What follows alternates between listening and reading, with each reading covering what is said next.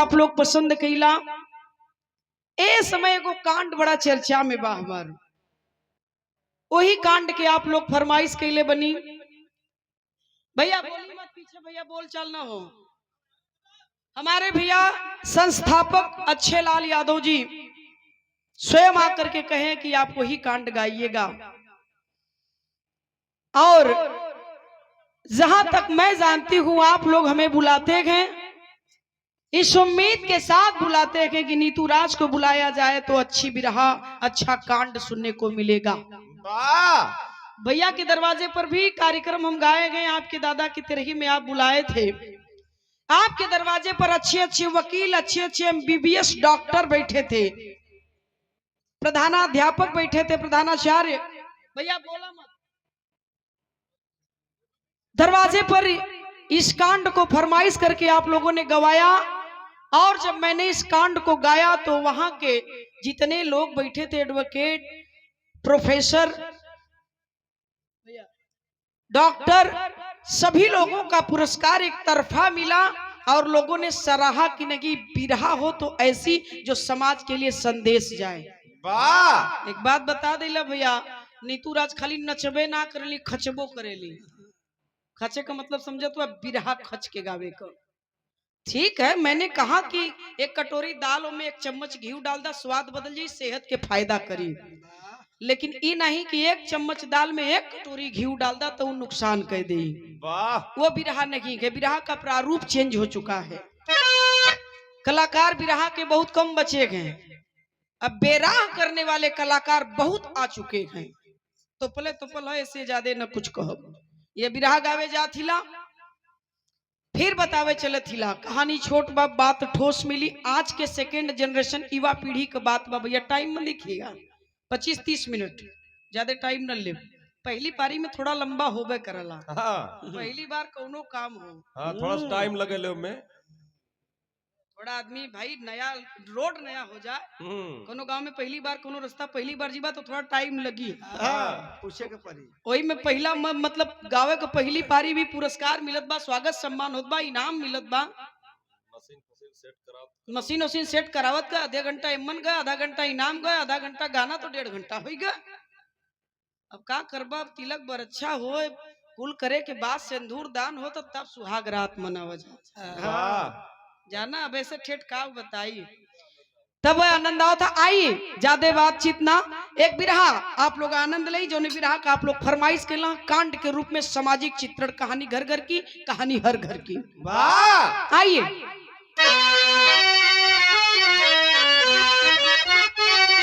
तो जननी की महिमा जगत में निराली, तो ब्रह्मांड में श्रेष्ठ सबसे पिता है। सुवन के जन्म से ले अपने मरण तक, ललन के जतन में ही जीवन बिता है। अरे सुनिए सुनाती हूँ अनमोल गाथा, तो पिता पुत्र की अद्भुत कहानी। मरी जा रही आज इतनी मानवता, सिया राम आंखों में है सबके पानी।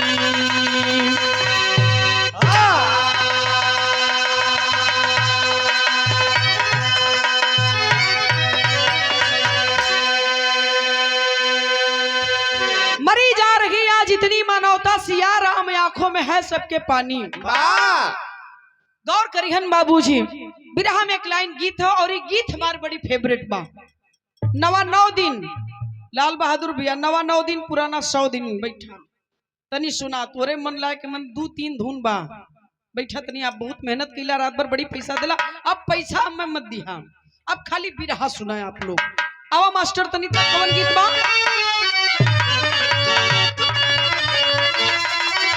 हो। अरे मुझे तेरी, मुझे तेरी मोहब्बत का सहारा मिल गया होता, मुझे तेरी मोहब्बत का सहारा मिल गया होता, मुझे तेरी मोहब्बत का सहारा मिल गया होता। अगर तूफान नहीं आया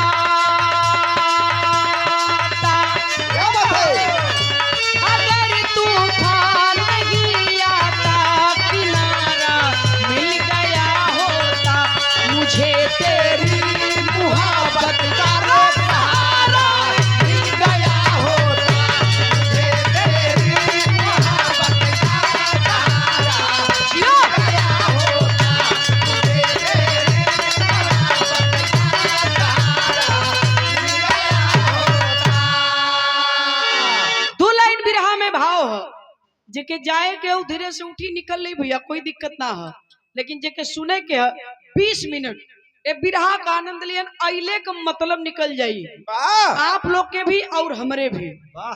भैया आवा भाव है कहना है, अरे यहाँ कब क्या यहाँ कब क्या हो जाएगा, कहाँ कुछ जान नहीं सकता।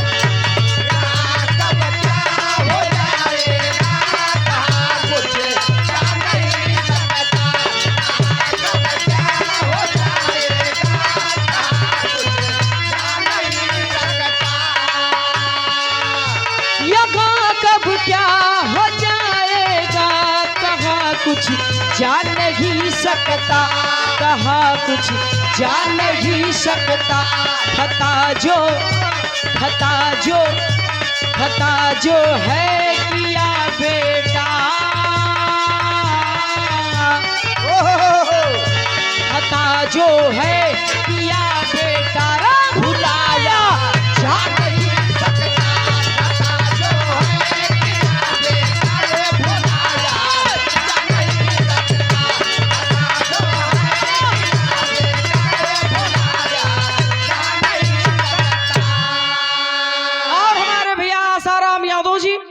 पुनः 101 रुपया आपके तरह पुरस्कार। बहुत बहुत प्रणाम भाई। इस बिरहा को आप लोग सुनेंगे बाबूजी सारा पैसा सूल हो जाए और जाना नहीं है भैया। हाथ जोड़ के निवेदन है 15-20 मिनट ए बिरहा का आनंद लेगी बाबू। बड़ी दर्दनाक कहानी के, बड़ी करुण कहानी के, मालिक ना करे किसी के साथ ऐसी घटना घटी। आज के सेकेंड जनरेशन का बात बताओ थी, जिस हिंदुस्तान को संस्कृति सभ्यता का प्रतीक कहा गया, आज उसी हिंदुस्तान की हालत बद से बदतर होती चली जा रही है। हम आप समझ नहीं पा रहे हैं। गावत है बाबू, बेटवा वाला होबा, बिटिया वाला होबा, तनी फिर एक संदेश नीतूराज से ले लाई। बिरहाना एक संदेश समझ करके इसको सुनिएगा। नीतूराज आई थी और इस बिरहे को गा कर गई, इस पर सर्च करिएगा आप लोग। कहना के मास्टर अब आप कहानी हमारा शुरू है। कहानी शुरू हो गई हमारी साथियों, हर घर की बताती हुई बीमारी साथियों। बिरहा नहीं संदेश है ये ध्यान से सुने, अपने ही ऊपर लेकर अनुमान से सुने। कर्नल थे लखनऊ के सूरज भान निराले, तारा थी पत्नी बच्चे 2 लाड से पाले। बड़ा यमन छोटा था विशाल दुलारा, बड़ा यमन छोटा था विशाल दुलारा, बड़ा यमन छोटा था विशाल दुलारा। माता पिता ने बच्चों को खूब संवारा, माता पिता ने बच्चों को खूब संवारा, माता पिता ने बच्चों को खूब संवारा। उत्तर प्रदेश की राजधानी लखनऊ की एक कहानी है मेरे बाबूजी। लखनऊ में रहने वाले फौज में कर्नल के पद पर ड्यूटी दे रहे बाबू सूरजभान सिंह।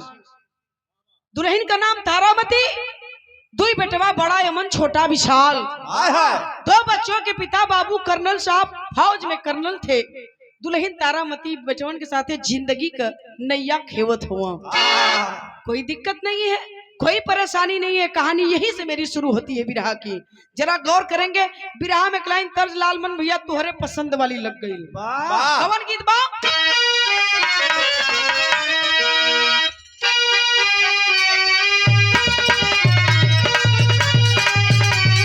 नो नेवर।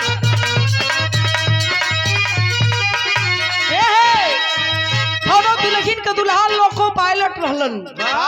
लोको पायलट भाई साहब ना जानत हो लोको पायलट के कहल जाला।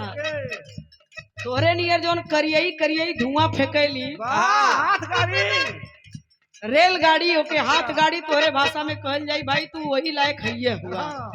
दुल्हन का दुल्हा रेलगाड़ी का ड्राइवर वाला 4-6 महीना पर जब छुट्टी 2-4-10 दिन का मिले घरे आवा तो सपनाओं में कबो चलाई दे। ठीक करे। दुल्हनिया एक दिन कहले हरकत देख के दुल्हा का कहे रेलगड़िया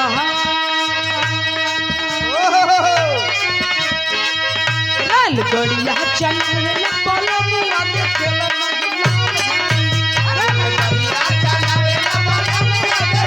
नाही लाल झंडी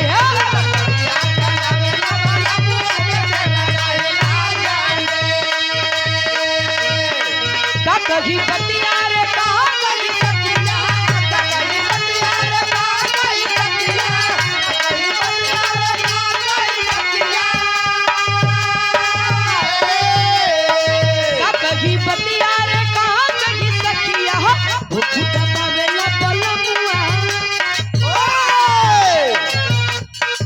भूख दबावेला बलमुआ देखेला नाही लाल अरे भूख दबावेला बलमुआ देखेला नाही लाल झंडी अरे भूख दबावेला बलमुआ देखेला नाही लाल झंडी। छोटा बिरहा में भाव कवि जी लिखत हुवन बाबू गए गौर करिहन कहना हका बाबू सजावेला सपना वाला लन्नवा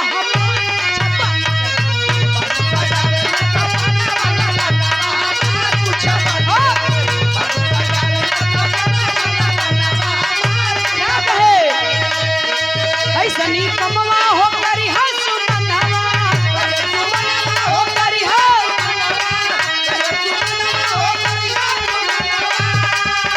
अरे जानी जाई हम के जगन वाला लन्नवा जाई हम के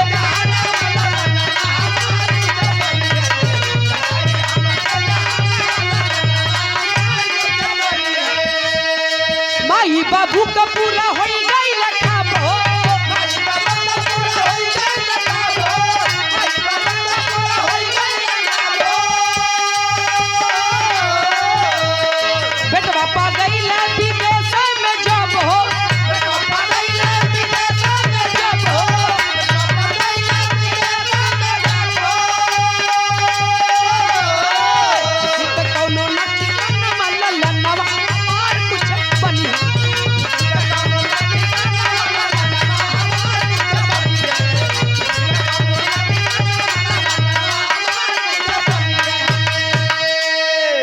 गौर करेंगे कर्नल साहब के दोनों बच्चे पढ़ने में बहुत अच्छे थे तो एक बात बताइला बाबूजी लड़का पढ़े में अगर नीक रहे अगर बच्चे पढ़ने में अच्छे हैं तो उनको पढ़ाइए अगर रुपया पैसा नहीं गए तो जमीन बेच करके बच्चों को पढ़ाइए चूंकि पढ़ लिख के जब वो लायक हो जाए काबिल हो जाए तो कई बीघा जमीन लिखवा दिया आप जानी न पीबा ए लिए लेकिन के पढ़ावे अगर पढ़े में ना अच्छा हुआ तो पढ़ाई छोड़ा दें मत पैसा खर्चा करें दोनों काम धंधा धरा दे कोई धंधा बिजनेस पकड़ ले बाबू लेकिन कर्नल साहब के बच्चे पढ़ने में बहुत अच्छे थे बहुत बढ़िया पढ़ते पढ़ाई पूरा हो दोनों लड़कन का जॉब लग गया तो जॉब लगल नौकरी लगल तो अपने हिंदुस्तान की धरती पर ना अमेरिका जैसन अमेरिका विदेश में नौकरी लगी दोनों बच्ची को नौकरी लग जाती है कर्नल साहब की खुशी का कोई ठिकाना नहीं है काहे ना खुश हुई हो बाबू क्यों कहे गो लड़का अगर विदेश कमाए चल जात हुई तो ओकरे खुशी का ठिकाना ना हुई भले वो जाके वहां भेड़े चरावत हो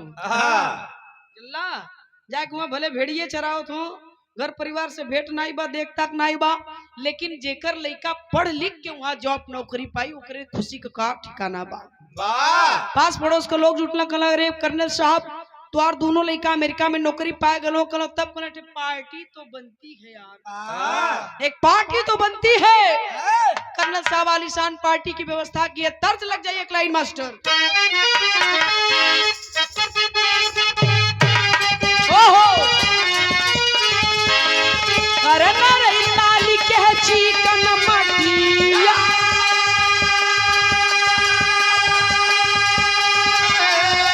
अरे नरे लाली के चिकन मटिया जहाँ बस पर पहाड़ गोरिया हो नरे लाली के चिकन मटिया जहाँ बस पर पहाड़ गोरिया हो नरे लाली के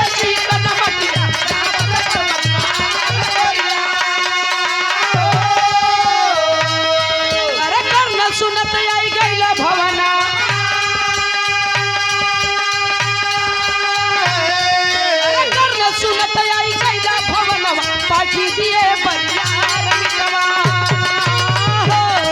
अरे कल्ला सोना आई गई बगलवा पानी दिए बरियार मितवा हो। अरे कल्ला सोना आई गई बगलवा पानी दिए बरियार मितवा हो।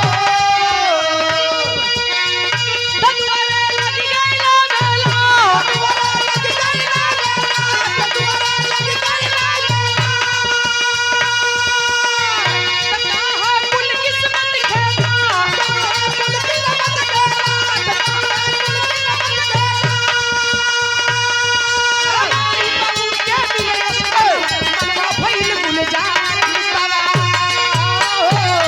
हमारी बहू के मिले मनवा भइल गुलजार मितवा हो। हमारी बहू के मिले मनवा भइल गुलजार मितवा हो। आलीशान पार्टी कर्नल साहब अपने दरवाजे पर दे दिए, तमाम हितनाथ संगी साथी सारे लोग आकर पार्टी में एंजॉय कर रहे हैं। वाह बफे लगा बा, जेके जवन उठावत बनत बा तवन उठावत बा, हिंदी से अंग्रेजी उर्दू कुल चलत बा। वाह वही पोल्टिया में दो चार ठे अगुआ टहरे लगलन। अध्यक्ष जी, दो चार गो अगुआ टहरे लगलन। लइकन के एगो ई सबकरे गांव के विडंबना बा, लइका छोट नौकरी पावे चाहे बड़ियार नौकरी पावे, अगुआ दुआरे चढ़ जाई है। वाह सच्चाई है बाबूजी, आप लोग भी जानते हुआ अपने जीवन में 5 अगुवाई हम करवाए दी है। वाह सपना सजाए बाटी कम से कम 100 ठे करवाऊ। एक ठे वो बेचारा करवा दे तू, केकर वही लड़का का। ए लड़का का कई ठे कई के छोड़ दे हम। आसाराम भैया का स्टेशन मास्टर हैं, ए नौ पतो चाहता बनरसिंहा लेबा की प्रतापगढ़ी की इलाहाबादी। बारे भैया चला जौने कहबा तौने देखब। आजमगढ़ ही दिवा दे तू। आजमगढ़ में का जात हुआ हो, हमारे नैहरे मत गईली। हाँ ए भैया कलन की ओई अगुआ घूमे लगलन पलटिया में, कलन की लइका त बियाह करे लायक होई ग। का समय से कुल काम कई देवे की चाहे, कहे दाढ़ी बार पक जाए तब बियाह करबा का, कहे केस तो है चिंता लागबा, कहे लड़की एक नंबर बा, पढ़े लिखे बा, सुंदर बा, देबाऊ करी खानदानी है। कहे देखत है तू ढेर ही आगे तेज मनावता, कहे लइकवा के मौसा रहन यार, लइकवा फुफा आई गन, तले लइकवा के मम्मा आई गन, कान हम लइका का अगुवाई कराई कहे हम कराऊ, कहे हम कराऊ। बचत रहन कर्नल साहब, बहुत कोशिश कहें लेकिन बच ना ही पाए। जब ना बच पौले ए बाबू, लइका के शादी तय हो गई। एक लइका का ना दोनों लइकवन का इकट्ठे सदिया तय कर दिला, एक डेट पर संगमे दोनों को बारात सजा के ले जाई। संगमे दोनों को बारात सजा के लेके जाई। अब भयल भी हुए एकदम बिरहा, आप लोगों के सीधे सीधे एकदम शॉर्टकट लेके चलत है। दोनों बच्चों की बारात सजाए और संग में लेके गईलन, दूठ दुल्हन विदा करा के अपने घरे पतो लेके अइलन। आए मेरे बाबूजी, माँ तो माँ होती है, सास तो सास होली। कर्नल साहब के पत्नी तारामती गोड़ भुइया नहीं पड़त बा, दुई पतोही आई बाटीन, मारी दौरी लेके मारी परछत बाड़ी, मारी लोढ़ा लेके मुसर लेके मारी परछत बाटी। लखनऊ के नामी मार्केट हजरतगंज में 1-2 भरे का हार नागी सोना का दाम देखा था 1,30,000 के पार गबा। गईन त जाए के वहाँ 1-2 भरे का हार नहीं, 4-4 भरे का 2 ठे सोने का हार बनवाइन। अब बनवाए के लेके आइन, दुनहुन पतोहिन के एक सोने का हार एक एक खेदई के मुँह दिखाई, निकारी नहीं करिए आई में से चाबी का छल्ला निकार के कहीं लैला आ दूनहु जाने अपन घर और संहारा, अब हम से देखा नोखा नहीं जाए। अमरपाल यादव जी छाना पार के धरती से 101 रुपया पुरस्कार, बहुत बहुत प्रणाम बा। जहां तनी ईसन बा देख ल बाबू, सीरियस कहानी बहुत बा। नमो बताए दे सुशील यादव भैया 100 रुपया पुरस्कार आपके द्वारा, बहुत बहुत प्रणाम बा, सबके प्रणाम। हम वैसे अवल धन तो हम वापस नहीं करी था सुशील भैया, लेकिन अब फुटकराऊ कम बा, दई दा जवन बा तवन दे दा, 200 बोलवाई दा। सुशील यादव भैया 200 रुपया पुरस्कार, 300 फुटकर चल अच्छा ठीक बा, बहुत बहुत प्रणाम, सबके प्रणाम बा। मान ले चल गलो पैसा लेके हैं? दुकान कम पैसा लेके मान ले चल गलो। ध्यान दियन तनी बात पे। वाह थोड़ा बहन कहानी ई बा लेकिन आगे बहुत सीरियस बा। दोनों बेटवा कर्नल साहब का 2 महीना घरे बितौले हुए बाबूजी। और लइकन के चुप करवा के का बोलत हो देखा भैया पीछे हल्ला होत बा, लइका हल्ला कर दे तेन चुप कराए दे। कर्नल साहब के दोनों बच्चे घर पर 2 महीने का वक्त बिताए गए। वाह 2 महीना का समय बिताए के बाद आए कि अपने बाप के लगे खड़ा हो गए। कर्नल साहब के लगे कहने की बाबूजी नई नई नौकरी है, छूट जाएगी तो बड़ी समस्या होगी। कहना बेटा कहना क्या चाहते हो? कहना जाना चाहते हैं। जाना होगा पापा, नहीं तो नौकरी छूट जाएगी तो बड़ी दिक्कत होगी, फिर ऐसी नौकरी नहीं मिलेगी। कलन बेटा ठीक है, मैं मना नहीं करता हूँ, जा सकते हो जाओ, लेकिन कैसे? कलन कि हम दोनों भाई जा रहे हैं। कलन की बेटा अकेले नहीं जाना है। ध्यान दिगन बाबूजी, बाप होते ऐसन। कला अकेले नहीं जाना है। दिल्ली बम्बई कलकत्ता रहता तो 4-6 महीना पे साल भर पे औता जाता, घर परिवार का देखभाल करता। ए बाबू बेटा कहा कि पापा आप क्या चाहते हैं? कर्नल साहब कलन की बेटा अपनी पत्नी को आप लोग लेते जाइए। वाह अमेरिका जा रहे हो, साल भर पे आओगे, 2 साल पे आओगे, 3 साल पे आओगे, तो ये जमाना बड़ा एडवांस है बेटा, के रखवारी करी के देखभाल करी। बाप हो तैसन बेटे लेकर अपनी पत्नी को जाने लगे तो कह रहे हैं कि सुनो बेटा आते जाते रहना। चला गया दोनों बेटा अपनी अपनी पत्नी को लेकर अमेरिका। और जब चले गए दोनों बच्चे तो समय कितना बीता है जरा गौर करेंगे। तर्ज लगी मास्टर।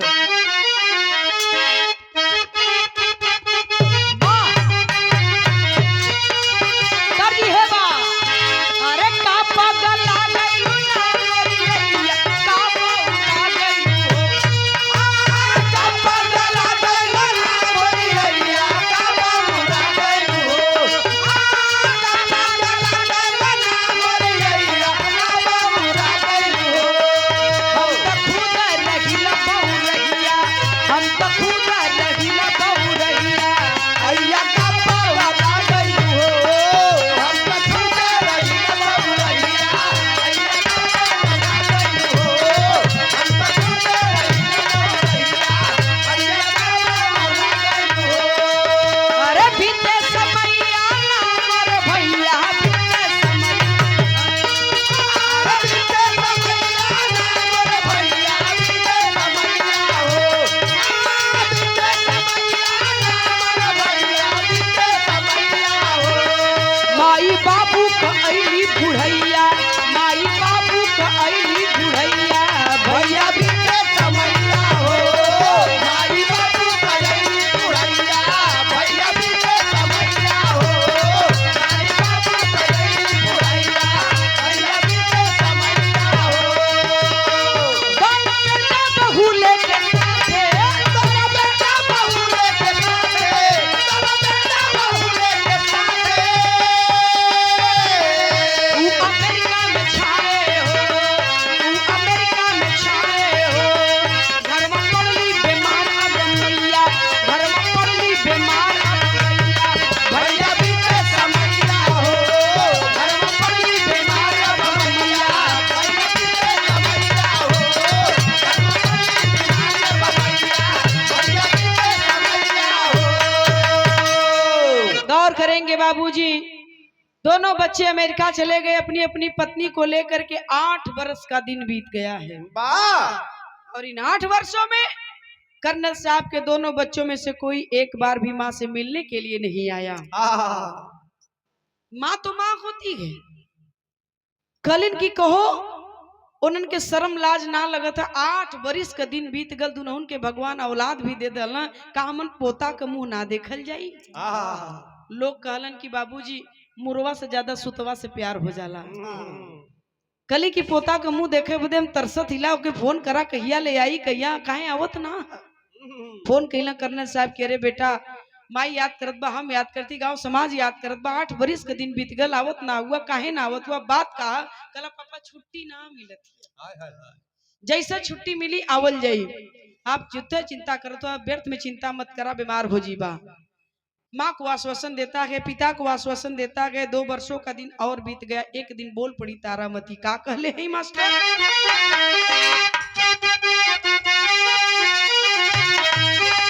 अरे माई कहले हो लाई डाला ला नहवा के, आई कहले हो लाई डाला नहवा के, आई कहले हो लाई डाला नहवा के।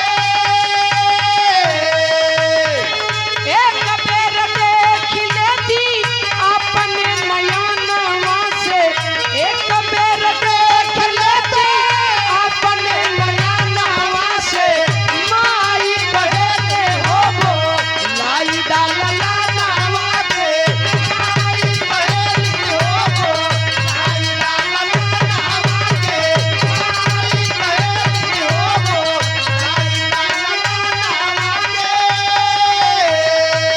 याद कर रखी है तारामती अपने बच्चों को। अरे इतनी चिंता कैली बाबू की बीमार हो गईली। बेरी बेरी सूरज भानी कर रोज फोन हो, मेरी बेरी सूरज भानिया कर रोज फोन हो, मेरी बेरी सूरज भानिया कर रोज फोन हो। दोनों बेटा सोनी सोनी रहे बस मौन हो, दोनों बेटा सुनी सुनी रहे बसमान हो, दोनों बेटा सुनी सुनी रहे बसमान हो। सहारा से कहले तनिको लाजना दो गहला बन के, सहारा से कहले तनिको लाजना दो गहला बन के, आई कहले हो लाई डाला के, आई कहले हो लाई डाला के।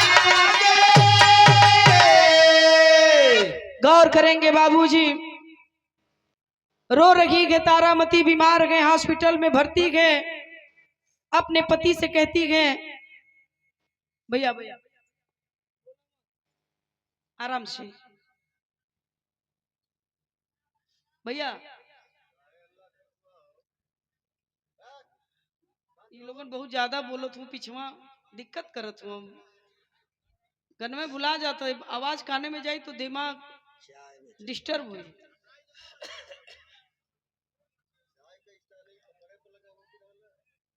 भैया थोड़ा चाय वाले भी थोड़ा तबीयत, चाय वाले भी थोड़ा सा रुक जाओ, 5-10 मिनट खाली, ज्यादा ना, 10 मिनट घड़ी देख के। रो रही है तारामती, हॉस्पिटल में भर्ती गए, अपने बेटे को देखने के लिए तरस रही है। हाय हाय हाय। क्या इसी दिन के लिए एक माँ अपने बेटे को पैदा करती है बाबूजी? असहनीय पीड़ा सह करके जिंदगी और मौत का सामना करके एक माँ अपने उदर से किसी नवजात शिशु को जन्म देती है। यही लिए लोग कहेलन, अमृत का धार कोई कितनो पियाई है भैया, एगो माई बिना कैसे करे जवा गई जुड़ाई है पंचो, एगो माई बिना। हाय हाय हाय। माँ बाप का कर्जा तो स्वयं भगवान भी नहीं चुका पाए, हम आप तो इंसान हैं, लेकिन कुछ तो किया जाए माँ बाप के लिए। रो रही है तारामती, अपने पति कर्नल साहब के सामने गिड़गिड़ा के कलिन की कौन उनके शर्म लाज ना लगा तो कहदा माई बीमार ये मर जाई। फोन कैलन के रे पगला छोड़ दे नौकरी, छूट जाएगी नौकरी, दूसरी मिल जाएगी, लेकिन माँ चली जाएगी तो दूसरी माँ नहीं मिलेगी। हे बाबू तो उनका हाथ जोड़ा दिला रे, आजा बेटा आजा, यहाँ तक कि डॉक्टर का सुई दवाई भी माई के तोरे काम ना करत बा।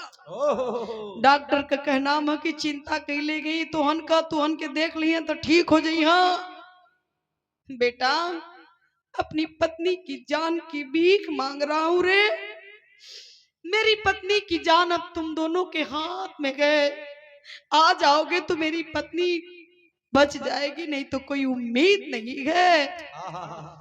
क्या यही एक बाप का फर्ज है? सवाल है नीतूराज का आप लोगों से। बेटा कहता है कि पापा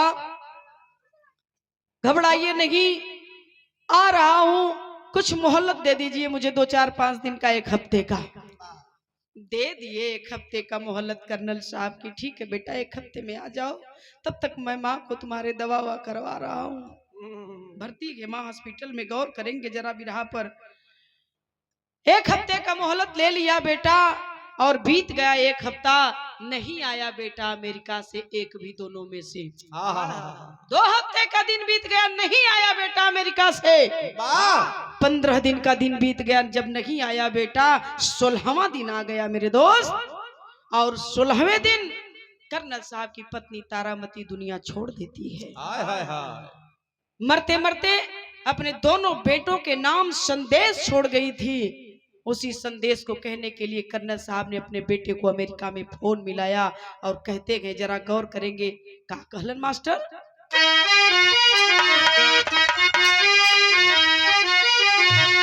अरे मरी गई माइया के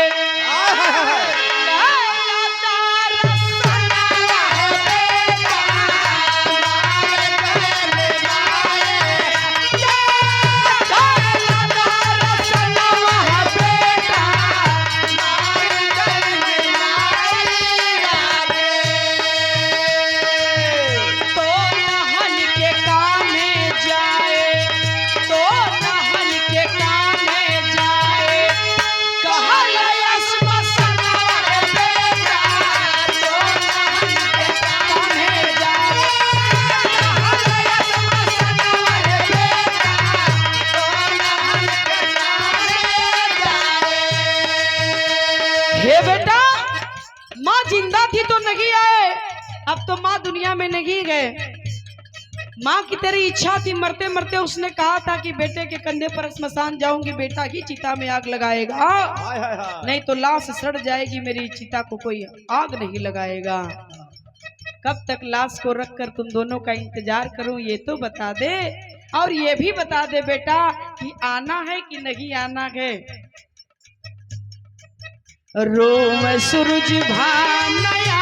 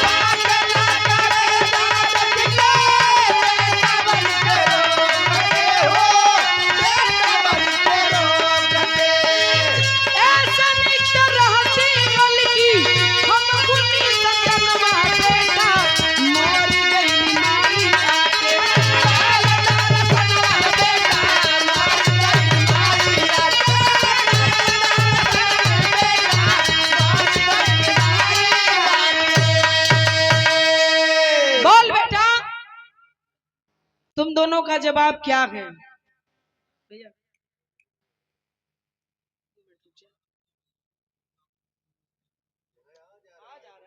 आप नहीं समझ पा रहे, आ जा रहा है एकदम, सब लोग सन्न है, बात को समझिए।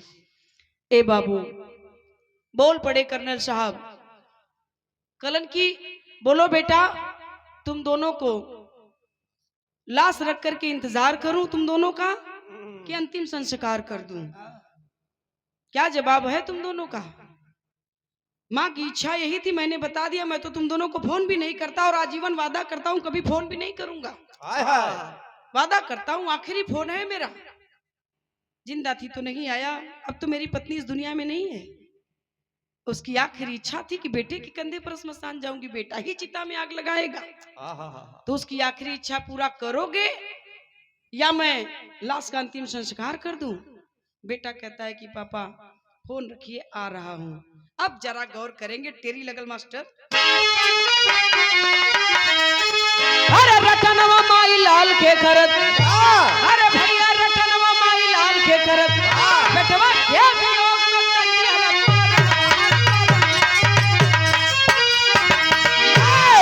बेटा बेटा रटते रटते माँ ने दुनिया छोड़ दिया और बेटा नहीं आया। आने के बाद आया गया, लेकिन कौन आया, किस हालात में आया, जरा गौर करेंगे। अब तो विशाल भैया फ्लाइट गईले, अरे आई अपने भारत में, देखले दुआरे बुअल पड़ल बम्बई अपने भारत में।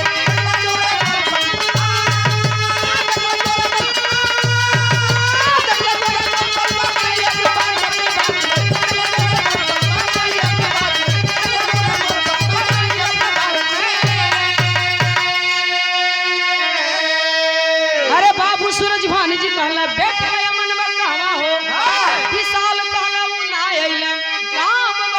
हवा हो, बहू भी बीजी नहीं आई पाई अपने भारत में। तो सुन के सूरज भान जी गई चकराई अपने भारत में। आता है अमेरिका से कर्नल साहब का छोटा वाला बेटा विशाल, अकेले सिंगल, न उसका परिवार, न बड़ा भाई, न उसका परिवार, कोई नहीं। दरवाजे पर माँ की लाश पड़ी है, तमाम लोगों की भीड़ लगी है अंतिम यात्रा में सम्मिलित होने के लिए। बाबूजी देखे कर्नल साहब अपने छोटे वाले बेटे विशाल को पूछ रहे हैं कि रे अकेले आए हो, अमन नहीं आया, उसका परिवार, तुम्हारा परिवार? कहा पापा कोई नहीं आया है। क्यों नहीं आया, वहां सब ठीक है? कहे पापा वहां सब ठीक है, कोई दिक्कत नहीं। तो क्यों नहीं आया, क्यों नहीं आया? कहा कि पापा भैया बहुत बिजी है। कहा कि रे पगला, माँ मरी गए और कह रहे हो कि बिजी गए, माँ के मरने पर नहीं आया तो कब आएगा? तुम आने लगे तो कुछ कहा? कलश की हाँ पापा, मैं आपसे बता नहीं सकता कि भैया ने मुझसे क्या कहा आते वक्त। कलन की फौज में कर्नल के पद पर था। रे बहुत आंधी तूफान मैंने सहा है, कलेजा पत्थर का हो चुका है बेटा, बोल नालायक नहीं आया तो क्या कहा? कहा कि पापा जब मैं आने लगा तो भैया ने मुझसे एक बात कहा, वो बात मैं आपको बता नहीं पा रहा हूं, मेरा कलेजा फट रहा है। कर्नल साहब ने कहा कि बताना तो होगा, बोल आखिर वो कौन सी बात है जो तू नहीं बता पा रहा है, तेरा कलेजा फट रहा है, मैं जानना चाहता हूं, बोल बेटा बोल। झरझर झरझर रोत हुन बाप बेटा। कलन की बोल रहे नालायक नहीं आया तो आखिर कहा क्या? कलश की पापा जब मैं आने लगा तो भैया ने कहा कि ऐ विशाल, माँ मरी है, तुम चले जाओ, जब पिताजी मरेंगे तो मैं चला जाऊंगा। कर्नल साहब जब इस बात को सुनेंगे पैर तले से जमीन खसक जाती है। मेरे बाबूजी, पत्नी के मरने का दुख तो दुख अलग है, लेकिन उससे बड़ा दुख इस बात पर हुआ जब बेटे ने कहा कि माँ मरी है तुम जाओ, जब पिताजी मरेंगे तो मैं चला जाऊंगा। रोज अपने दुल्हन के लाश के लगे गईलन, तारामती कलसिया उठौलन, उठाए के इतरे करेजवा से सटा लेलन, सटा के तारामती का चेहरवा लगलन देखे, और देख के रोत हुआ, रो रो के समाज में कर्नल साहब बोल पड़ेंगे। क्या बोलेंगे बाबू? हाय हाय हाय।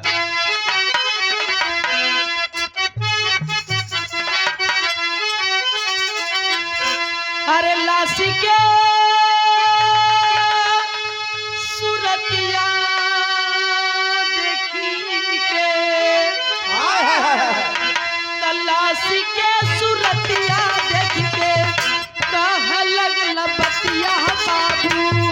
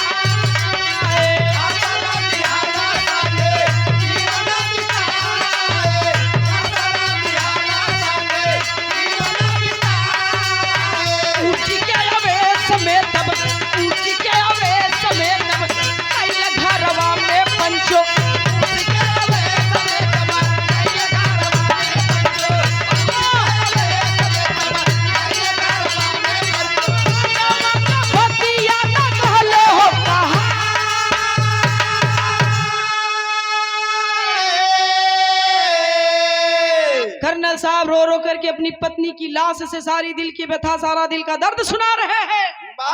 अंतिम यात्रा में सम्मिलित लोग झरझर झरझर रोवत हुन की बाहरे नालायक बेटा, बाहरे नालायक बेटा, ऐसन बेटवा भगवान साथ अगर दुश्मन के भी न दे। रो रो करके सारी बात कहते हैं कि अरे तारामती, न मालूम हम लोगों के परवरिश में कहा कौन सी कमी छूट गई रे पगली, आज अपना ही बेटा ये जवाब दे रहा है।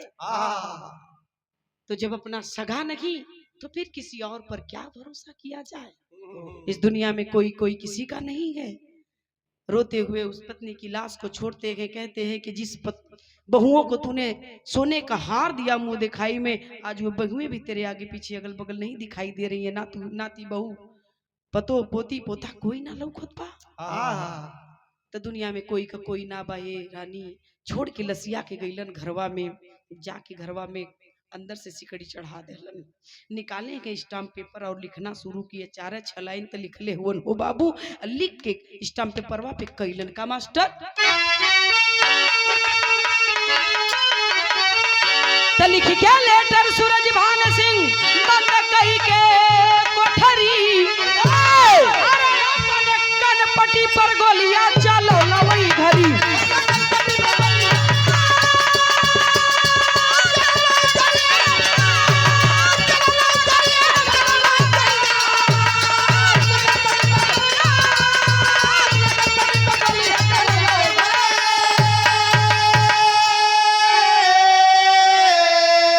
पहली लाइन उस नालायक बेटे के लिए लिखते हैं कि जो माँ के मरने पर अमेरिका से आया नहीं था, उसके लिए क्या लिखे हैं।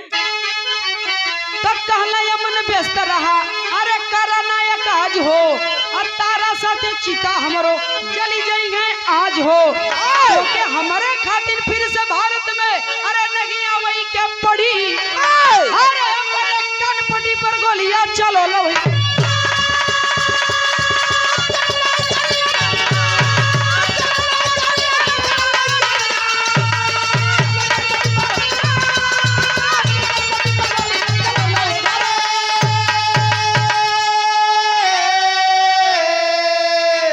कर्नल साहब लेटर में पहली लाइन अपने नालायक बेटे अमन के लिए लिखेंगे, जो अमेरिका से मां के मरने पर नहीं आया था। मेरे बाबूजी कहे कि ये अमन, विशाल बता रहा था कि तूने कहा कि मां मरी है तुम जाओ, पिताजी मरेंगे तो मैं जाऊंगा, मेरे मरने पर तुम आओगे। सुना कि मैंने तुम बहुत बिजी हो, तो मेरे मरने पर आओगे तो तुम्हारा होगा बड़ा नुकसान, तो तुम्हें आकाश करने की जरूरत नहीं है बेटा। आज ही मेरी पत्नी के साथ मेरी भी चिता जल जाएगी, भारत में आने की जरूरत तुम्हें नहीं है, तुम्हारा काज हो जाएगा। व्यस्त रहो, मस्त रहो बेटा, कोई जरूरत नहीं आने की। दूसरी लाइन अपने उस विशाल के लिए लिखते हैं, जो माँ के मरने पर छोटा वाला आया था। कहे कि यह विशाल, माँ की इच्छा थी बेटे के कंधे पर स्मशान जाऊंगी, बेटा ही मेरी चिता में आग लगाएगा। तो सुन बेटा, माँ की इच्छा पूरी कर देना, लेकिन खबरदार मेरी लाश को हाथ मत लगाना। मेरे पास पड़ोस के लोग मुझे स्मशान पहुंचा देंगे, मैंने इतना बनाया कि रहा सवाल चिता में आग लगाने का तो हक मैं अपने ड्राइवर को देता हूं, तुम दोनों से ज्यादा मेरा ख्याल रखता था। तीसरी लाइन उसी लेटर में लिखते हैं कि ऐ समाज के लोगों, आजीवन मैं फौज में कर्नल के पद पर रहकर देश की मैंने सेवा किया, मुझे पता नहीं था कि जाते जाते मुझसे इतना बड़ा गुनाह हो जाएगा। क्षमा कर देना है समाज के लोगों। क्षमा किस लिए मांगते हैं जानते हैं कि क्षमा कर देना कि मैं समाज में जाते जाते 2 नालायक औलाद छोड़ के जा रहा हूं, इस गलती के लिए मुझे क्षमा कर देना। चौथी लाइन लिखते हैं कि मेरा सारा धन, रुपया, पैसा, संपत्ति का 1 रुपया भी मेरे दोनों नालायक बच्चों को नहीं मिलना चाहिए। सारी संपत्ति गरीबों में दान कर दिए, साइन कर दिए। 5वीं और अंतिम लाइन उसी चिट्ठी में लिखते हैं स्टाम्प पेपर पर कि ऐ विधाता, एक गुनाह तूने भी मेरे साथ किया है। जैसे तूने मेरी पत्नी की गोद में 2 नालायक औलाद दिया, काश एक बेटी दे दिया होता तो आज ये दिन न देखना पड़ता। क्षमा करिएगा बाबूजी, बेटा एक घर बसाता है, बेटियां 2 घर को बसाती हैं। आज एक बेटी रही होती तो आज ये दिन न देखना पड़ता। बेटियन के खाली सुनले का देरी है कि बाबू का तबीयत ठीक ना, माई का तबीयत ना ठीक है, नंगे पैर बाप के दरवाजे पर, माँ के दरवाजे पर सर्वप्रथम सबसे पहले बेटियां पहुंचने का काम करती हैं। कर्नल साहब लिखने के बाद अपनी रिवॉल्वर को निकाले और अपने हाथों अपनी कनपटी पर घोड़ा दबा दिए, दुनिया छोड़ दिए। गोली की आवाज सुनकर लोग आते हैं, दरवाजे को तोड़ते हैं, तब तक कर्नल साहब दुनिया में नहीं रहे। लाश को निकाली जाती है और दोनों पति पत्नी की लाश श्मशान जाती है। एक ही चिता पर रख करके दोनों पति पत्नी का अंतिम संस्कार किया जाता है। इसलिए इस बिरहे का शीर्षक दिया गया बाबूजी अंतिम संस्कार। ये दुनिया में, ये जहान में, ऐ सुबनसा प्रतापगढ़ के शिवगढ़ा के लोगों, नीतूराज की एक बात याद रखिएगा आजीवन। मैं ये नहीं कहती कि आप अपने बच्चों को मत पढ़ाइए, खूब पढ़ाइए, खूब लिखाइए, खूब शिक्षित बनाइए, लेकिन ऐ शिवगढ़ा सुबनसा के प्रतापगढ़ के लोगों, जितना जरूरी शिक्षा है उतना ही जरूरी है संस्कार। शिक्षा जितना जरूरी है बाबू, उतना ही संस्कार जरूरी है। आज के जनरेशन में जहां इतना तेजी से एक वायरस आ गया है न्यू फैशन का, इस वायरस को अगर कुछ काट सकता है तो वो संस्कार है। हम अपने संस्कार को ही भूल जाएंगे तो फिर कुछ बचेगा ही नहीं। हिंदुस्तान को अपनी संस्कृति, अपनी सभ्यता से पहचाना जाता है। हिंदुस्तान को सोने की चिड़िया कहा गया, हिंद महापुरुषों का, विद्वानों का देश कहा गया। इसी हिंदुस्तान को गर्व से हम कहते हैं कि हम उस देश के वासी हैं जिस देश में गंगा बहती है। कहाँ जा रहा है अपना देश, कहाँ जा रहे हैं अपने भारत के लोग?